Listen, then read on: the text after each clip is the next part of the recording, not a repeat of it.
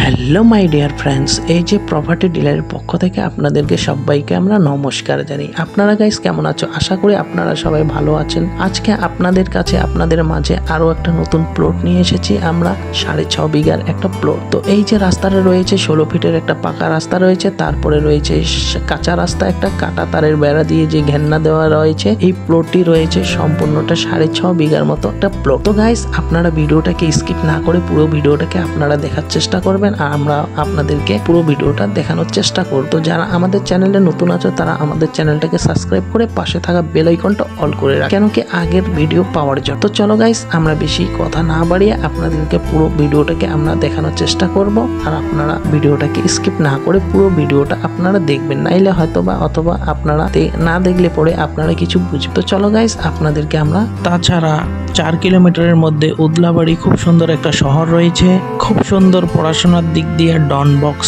school রয়েছে,